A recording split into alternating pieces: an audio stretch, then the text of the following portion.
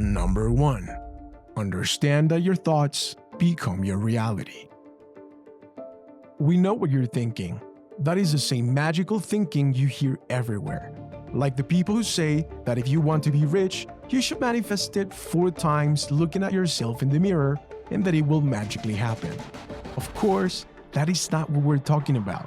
What we mean is that there is scientific proof that people who think that they are capable of doing something achieve that something.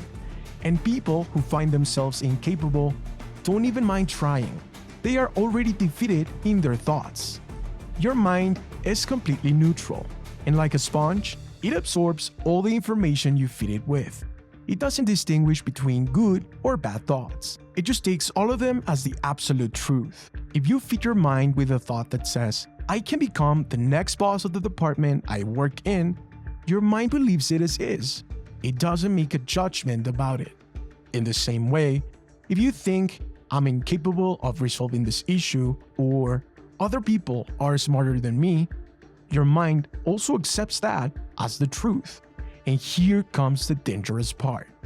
Your mind starts to seek validation of those thoughts, and it will find proof of whatever your statement was.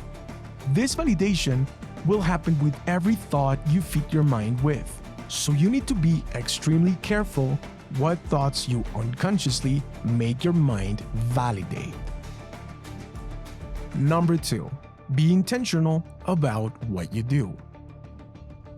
Now that you know how powerful your mind is, you need to start applying this second concept, that is, being intentional.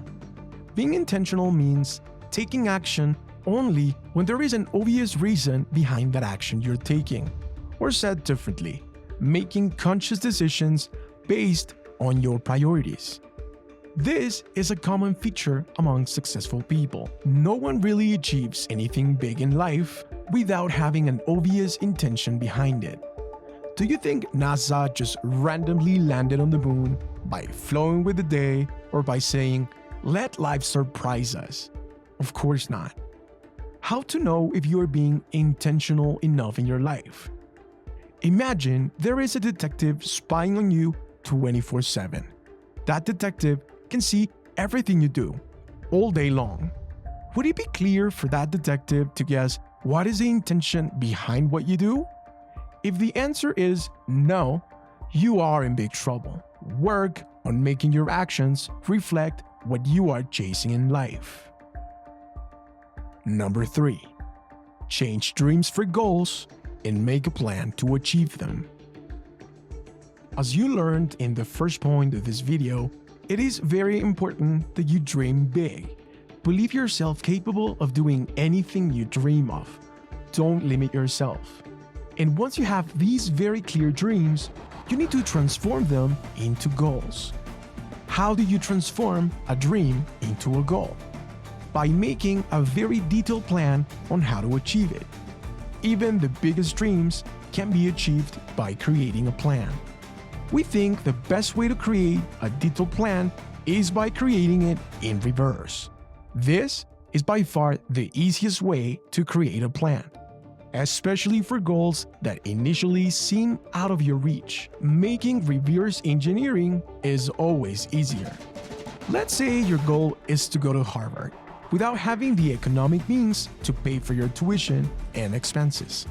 Picture yourself as an already Harvard student, then start listing the happenings to the past that made you being accepted in that prestigious institution with a full scholarship.